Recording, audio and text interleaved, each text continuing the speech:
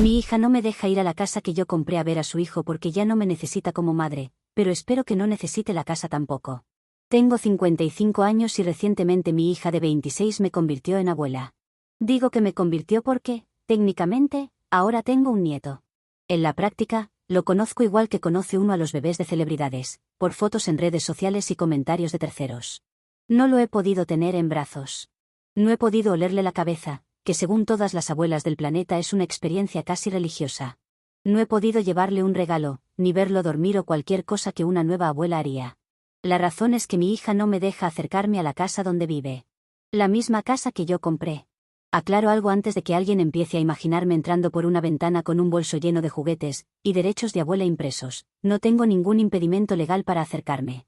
Pero ella no quiere verme allí, no me invita y no me permite conocer a mi nieto. Y yo no voy a entrar por la fuerza al lugar solo porque la escritura esté a mi nombre.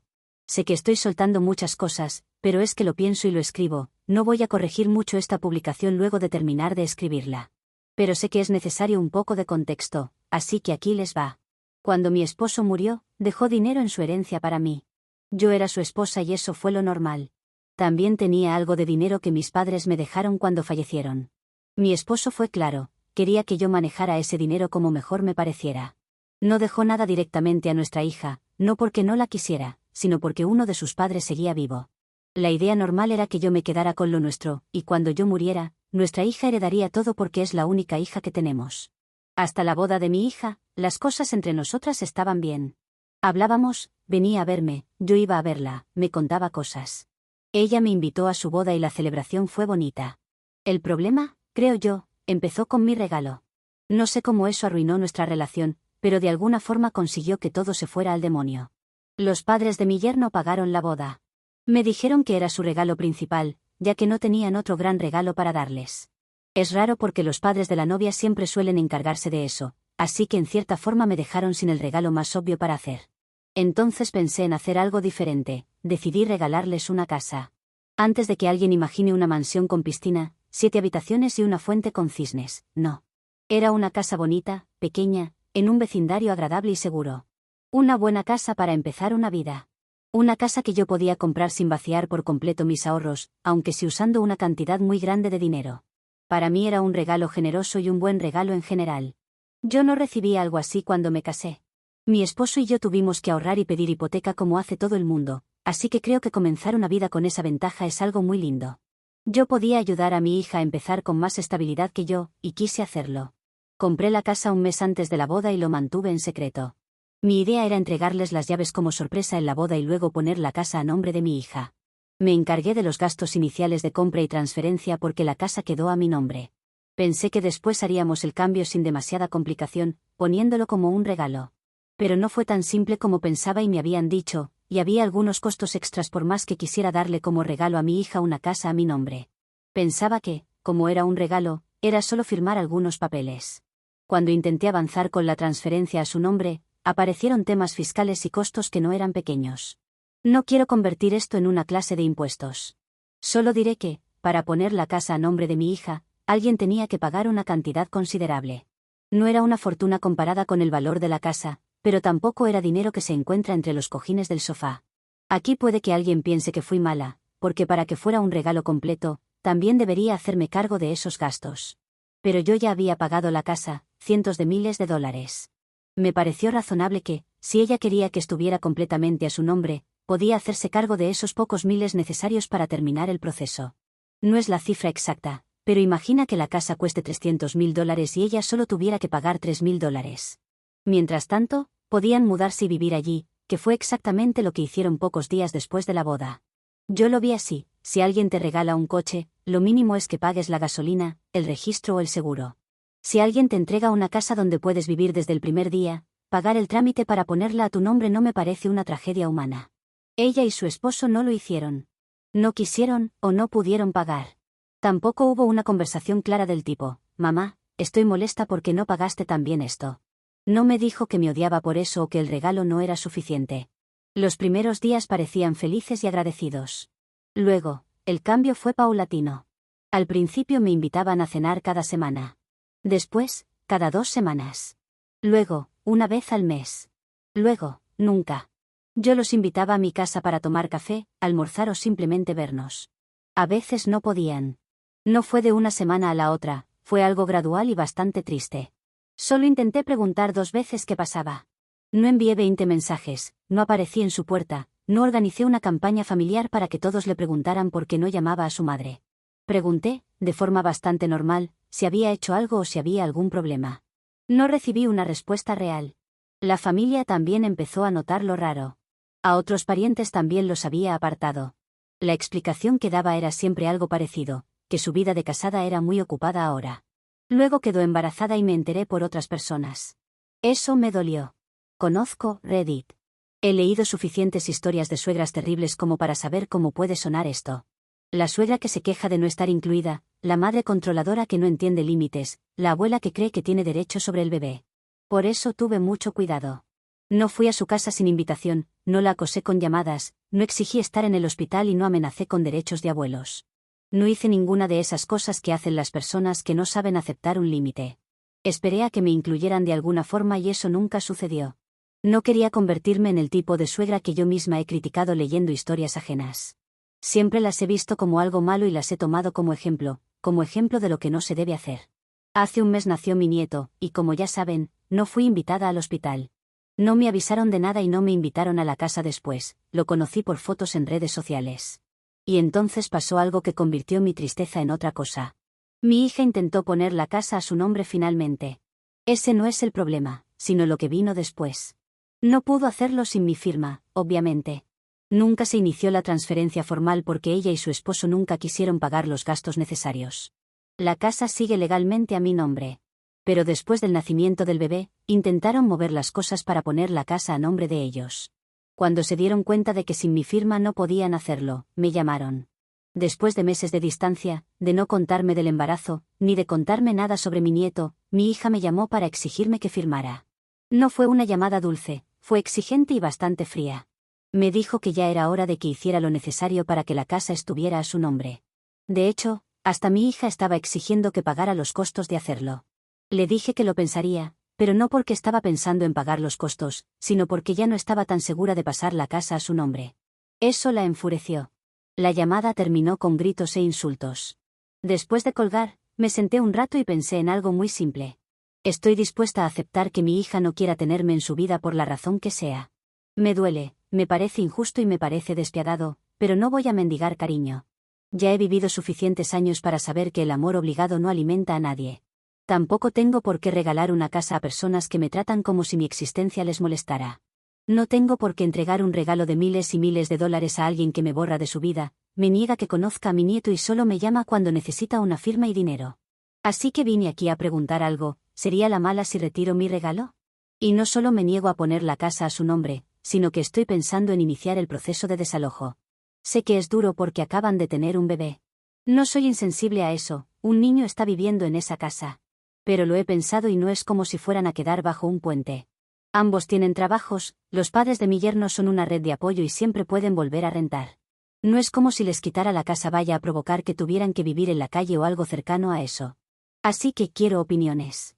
No sobre si tengo derecho legal, porque hablaré con un abogado. Quiero saber si moralmente estoy siendo demasiado dura o si, por una vez, está bien que una madre diga, no puedes quedarte con mi regalo mientras me odias. Edición. Considero la casa un regalo, aunque no se haya transferido la propiedad. Ellos vivieron más de un año allí y fueron ellos quienes se negaron a pagar los gastos para cambiarla de nombre, no yo. Sé cómo suena todo esto. Sé que mucha gente ya viene preparada para creer que todas las suegras son malas. No puedo demostrar cada conversación sin exponer datos personales. Esta cuenta es anónima por una razón. Ni siquiera tengo otra cuenta aquí, y cuando esto termine no pienso usar esta para cosas personales. Pueden creerme, o no. Entiendo que es Internet. Solo quería aclarar que no vine a inventar una historia donde soy perfecta y todos los demás son monstruos. Vine porque, tras leer muchas cosas aquí, pensé que mi historia es tan buena como las de los demás. Por suerte, la mayoría me está diciendo que no sería la mala si hago esto. Solo quería dejarlo claro para el resto que me llama la mala. Actualización 1.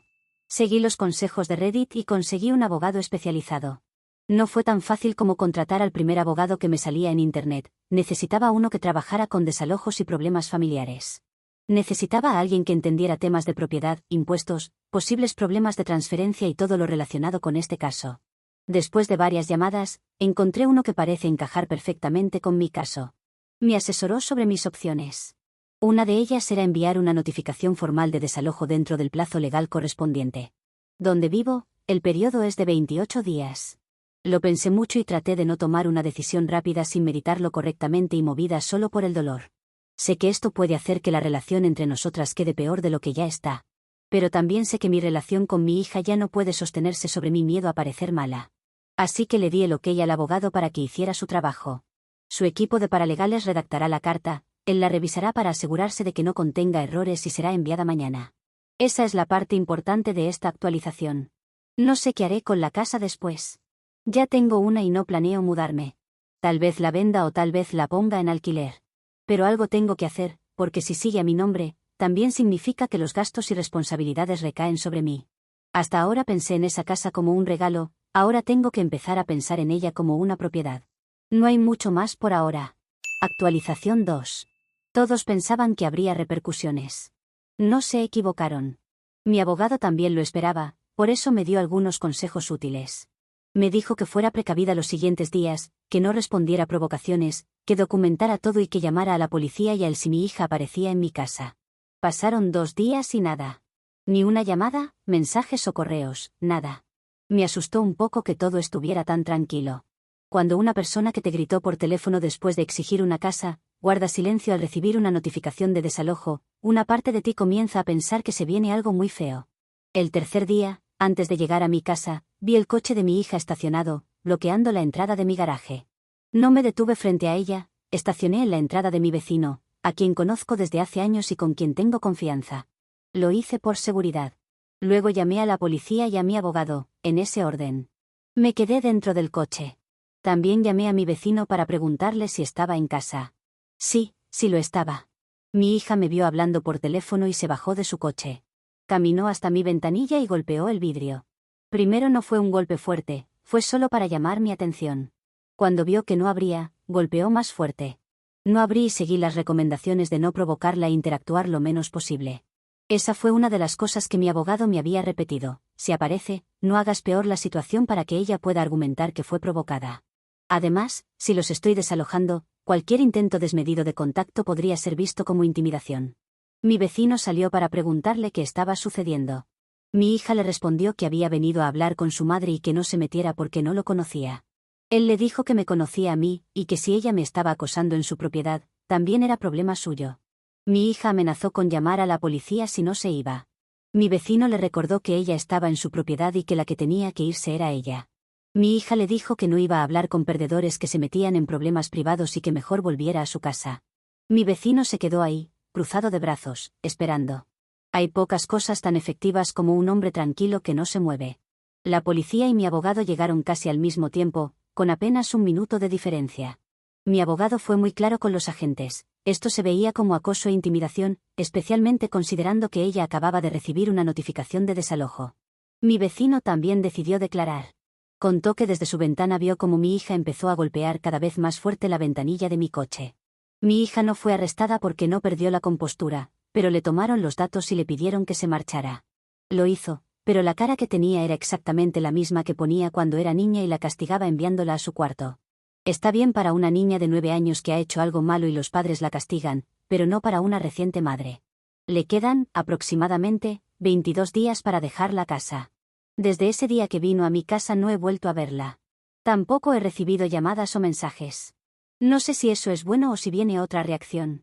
Por ahora estoy siguiendo el consejo de mi abogado: no buscar contacto, documentar todo y no abrirle la puerta y llamar de forma inmediata a las personas que se pueden encargar de esto de manera legal. Edición: mi hija no visita mi casa desde hace no sé cuánto. No tengo un registro de visitas como si ocurre con llamadas y mensajes, pero hace varios meses que no la veía. Ese es el nivel de contacto que hemos tenido últimamente. Es triste admitir como madre que la única forma de contacto con tu hija sea porque se está quedando sin una casa, y tú eres lo único que se interpone entre ella y perderla. Pero cuando le di el sí al abogado para enviar los papeles, ya había tomado mi decisión y no estoy retratándome.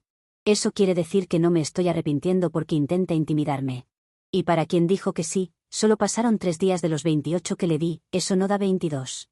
Déjame decirte que no escribo esto inmediatamente después de lo que sucedió, eso ocurrió hace unos días. Estaba esperando si se desarrollaba algo más. Actualización 3. Estoy feliz de poder decir que por fin conocí a mi nieto. Mi yerno lo trajo la semana pasada. Lo tuve en brazos y me emocioné más de lo que quería mostrar. Es un bebé pequeño, precioso y tranquilo. Tiene rostro de que va a romper algunos corazones cuando crezca. Pero tal vez soy una abuela tonta hablando de manera orgullosa de su nieto. Además, no es como si pudiera saber que crecería siendo apuesto cuando ahora solo es una pequeña cosa con cachetes regordetes. Mi yerno y yo también hablamos de algunas cosas sobre mi hija. Antes de contarles el resto, mi nieto está bien y no deben preocuparse. Ahora está bajo el cuidado de su padre y viven en casa de los padres de él. Han sucedido unas cuantas cosas desde la última vez que publiqué aquí. La única razón por la que yo no he recibido llamadas o mensajes de mi hija es que ya no tiene teléfono. Y al parecer, ese era el único lugar donde tenía mi número. Mi yerno no está seguro, pero cree que incluso pudo haber borrado mi contacto y solo conservar el número por los mensajes o llamadas anteriores. El teléfono fue destruido. Durante una discusión con su esposo, mi hija le arrojó el teléfono. Quiso golpearlo a él, pero el teléfono casi golpeó a su propio hijo, que estaba cerca. Se rompió en varios fragmentos, algunos cayeron cerca del bebé. Esa fue la gota final para mi yerno. Él me contó que llevaba meses insistiendo en que mi hija debía ser más agradecida conmigo por la casa. Desde el comienzo del matrimonio, a él le parecía despiadada la forma en que ella me estaba apartando. Ella siempre le decía que no se metiera en la relación con su madre. Discutían mucho por eso. Cuando llegó la carta de desalojo, él le dijo algo como, «Te lo dije». Eso la enfureció. Según él, la violencia de mi hija había aumentado en el último tiempo. Lo del teléfono no fue el primer episodio preocupante, pero sí fue el que le hizo decir basta. Tomó al bebé y se fue con sus padres. También me dijo algo que me dejó preocupada. Es posible que la casa no esté en las mejores condiciones. Mi hija había dicho varias veces, durante discusiones, qué clase de condiciones pensaba dejar si era desalojada. Esas declaraciones fueron usadas por mi abogado para solicitar acceso anticipado con una orden judicial, para no tener que esperar los 28 días completos. La idea era evitar daños mayores. Cuando nos concedieron el acceso, la casa ya mostraba algunos problemas. Nada de eso estaba así cuando les entregué las llaves. La casa estaba en muy buen estado. No perfecta, porque ninguna casa lo es, pero cuidada, limpia y lista para vivir. Ahora había marcas, daños y descuido. No entraré en cada detalle, porque parte de esto ya está en manos legales, pero una pareja joven con un bebé no pudo hacer esto. Mi yerno me pidió disculpas y también me agradeció por la casa, o al menos el tiempo que estuvo viviendo en ella. Me dijo que lamentaba que mi hija no pudiera valorarla. No sé cómo describir lo que se siente escuchar al esposo de tu hija agradecerte por algo que tu propia hija debería valorar más. Se siente surrealista, pero es así el orden de las cosas. Mi hija no estaba en la casa cuando se hizo el acceso. A raíz de los daños y de las amenazas previas, se me permitió cambiar las cerraduras y sacar sus cosas. Sus pertenencias fueron entregadas a mi yerno y él se encargará de devolvérselas. La policía esperó a que mi hija regresara del trabajo para darle la noticia. No lo tomó bien. Pero con 2 policías presentes, lo único que pudo hacer fue un berrinche. No hay mucho margen para el teatro cuando hay uniformes mirando. Me adelanté a otro consejo que sé que este sub me habría dado: instalé cámaras en la casa. También planeo demandar a mi hija por los daños. El testimonio de mi yerno será importante, y él incluso grabó algunos clips por temor a lo que ella pudiera hacer o decir para su divorcio o custodia. Mi yerno está planeando divorciarse y pedir la custodia completa de su hijo.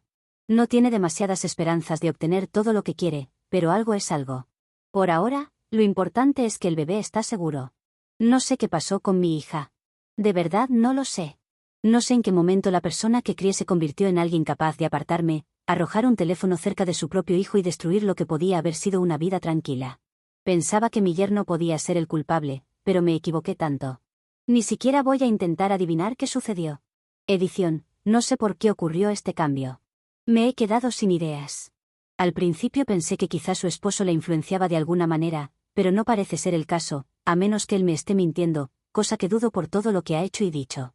No puedo decir que sean hormonas, depresión posparto o algo en esa línea, porque esto viene ocurriendo desde la boda, y en ese momento no estaba embarazada.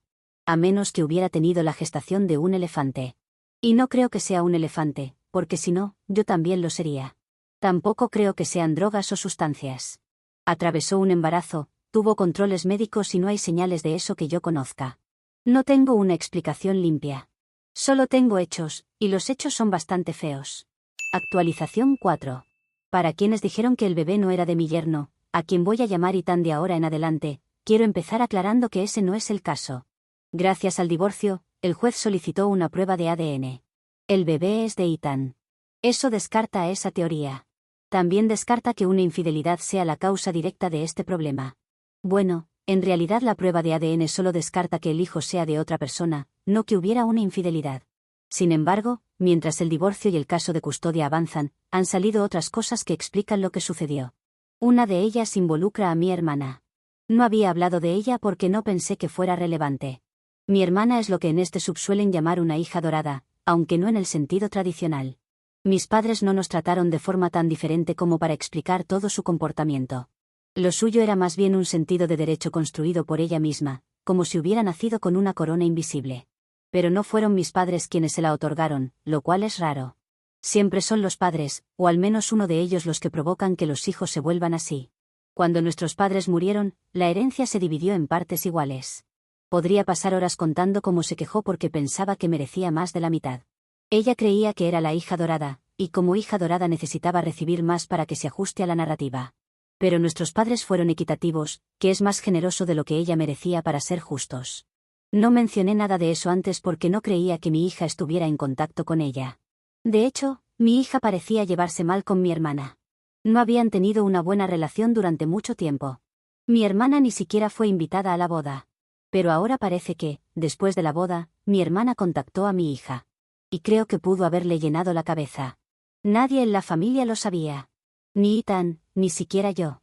Nadie sabía que las dos estaban hablando, mucho menos que podían estar complotando o alimentando esta idea de que yo le debía más a mi hija. No tengo todos los detalles todavía. Pero por lo que ha salido, mi hermana le decía cosas sobre la casa, sobre lo que yo debería haberle dado, sobre lo que una hija merece, sobre como si la casa era un regalo, entonces ella tenía derecho a exigir que fuera suya sin condiciones. Y algo de razón tiene, pero, como dije, ella prefirió no gastar en hacer la transferencia y eso ahora es algo positivo para mí. Para brindar más detalles aquí, la razón por la que no la transfirieron a su nombre tiene que ver con Ethan. Él se negó a prestarle dinero a mi hija para que lo hicieran hasta que no mostrara cierta gratitud. Y mi hija, como no era buena administrando dinero, no tenía tal cantidad para hacerlo. Mi hermana probablemente tampoco. Lamento que mi hija se haya dejado influenciar por alguien a quien hasta hace poco parecía no soportar. Pero también estoy cansada de buscar razones que la conviertan en una niña engañada. Tiene 26 años, es madre y es adulta. Si alguien te dice que trates mal a tu madre que te dio una casa, todavía tienes que decidir hacerlo. Ahora mi hija está pasando por un divorcio, puede perder la custodia de su hijo y también podría perder una demanda por los daños a mi propiedad. Todo por una casa que, si hubiera tenido paciencia y algo de gratitud básica, habría sido suya. Actualización 5. Aunque me gustaría decir que esta historia terminó rápido, no fue así. Han pasado meses y hay varias cosas que creo que todos querrán saber.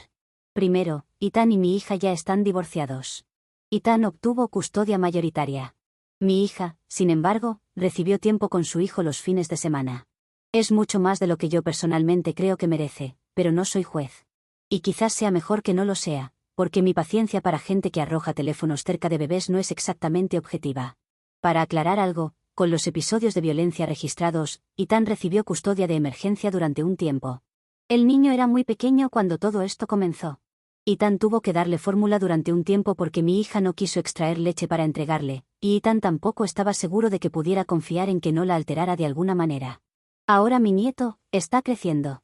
Está cerca de cumplir 2 años, aunque todavía faltan varios meses, así que cerca quizás es una palabra generosa. Sé que muchas personas decían que nadie alejaría a un bebé de su madre. Pero sí ocurre cuando hay violencia y riesgo, aunque sea temporalmente o con medidas.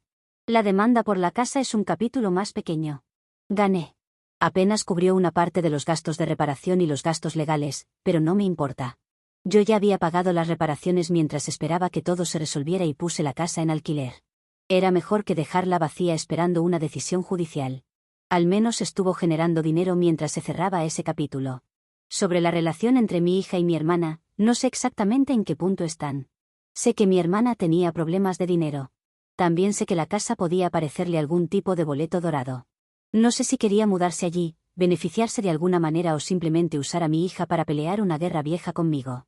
No puedo probarlo todo, pero puedo creerlo de mi hermana porque la he conocido por mucho tiempo. Mi hermana siempre fue difícil con el dinero y de muchas otras formas también. Es la peor persona que puedes elegir para emular o para seguir sus consejos. No voy a hacer una publicación completa sobre ella ahora. Sé que algunas personas la quieren. Sé que puede ser interesante. Pero no abrí esta cuenta para hablar de ella y necesito poner un poco de distancia de este tema por mi propia salud mental. Lo importante es tener acceso a mi nieto ahora, que esté bien y que las cosas se hayan resuelto de cierta forma. Hubiera deseado que las cosas se resolvieran de otra forma, que mi hija no se hubiera transformado en esto, pero no siempre consigues en esta vida todo lo que quieres. Edición: no planeo hacer actualizaciones para contar sobre mi hermana. Este año 2026 ya tuvo bastante con el divorcio de mi hija y la demanda como para seguir rumiando sobre ese tema. Tal vez en un año o dos mi cabeza esté más despejada para publicar sobre ella. Pero si no pasa nada de interés, quiero dejar estas publicaciones por un tiempo. La idea central de mi historia era mi hija, la casa y mi nieto. Eso está cerrado por ahora. A menos que haya algo importante que decir sobre eso, no me verán haciendo otra publicación, al menos por un tiempo.